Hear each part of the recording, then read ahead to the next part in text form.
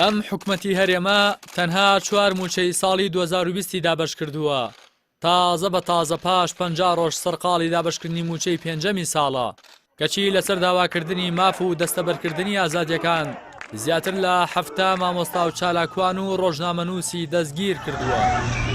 کابینەی نوێمی حکومەتی هەرێم بە خێراییکی سەڵ مافی هاوڵاتیان و خزمەتگوزاریەکان دابین دەکات کەچی لە ئۆپەراسیۆن و هەڵمەتی بەرفراوانی دەستگیرکردن و ڕاوەدونان و بێسەر و شوێنکردنی خەڵکی بەشمێنەت ڕکابەری نییە. من مسرور مسعود مصطفى بارزاني هەر لە سەرەتای پێکێنانی کابینەی نوێمی حکومەتی هەرێمەوە چاودێرانی سیاسی هۆشداریاندا لە مەترسیەکانی وەها حکومەتێک بۆ سەر ماف و ئازادیەکان کە کەسانی ئەمنی و هەواڵگری لە جومگا سەرکیەکانیدان.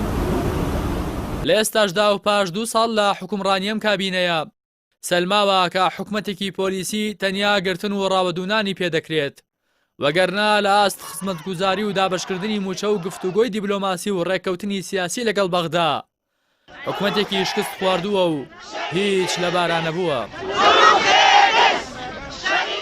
کابینەی نوێمی حکومەت بەم موچەوە کە لە ژێر فشاری خۆپیشاندەران و ناڕزایەتی 37 پەرلەمانتارەکەی کوردستان بڕیاری داوا دابەشی بکات تەنها 5 موچەی ساڵی 2020 دابش دەکات کە 4 موچەیان بە لێبڕینەوەیە.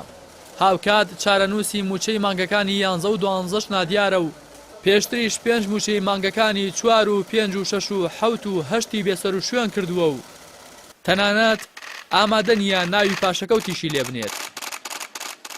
ئەم کابینەیەی حکومەت لە کاتێکدا شکستی گەورەی لە دابینکردنی سەرەتاییترین مافەکانی خەڵکدا هێناوە کە موچە و خزمەتگوزاریەکانە، بەڵام لە سەرکوتکردنی دەنگی ناڕازی و ڕەشبگیری مامۆستا و چالاکوانان و ڕۆژنامەنووساندا هێندە چالاکە کە کابینەکانی پێش خۆی شەرمەزار کردووە.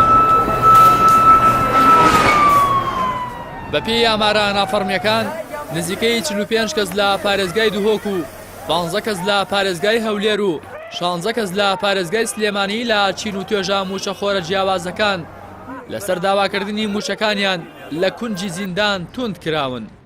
مامۆستا بەدەل بەرواری کە یەکێکە لە دەستگیرکراوەکانی دوهۆک زیاتر لە 100 ڕۆژە لە زینداندایە.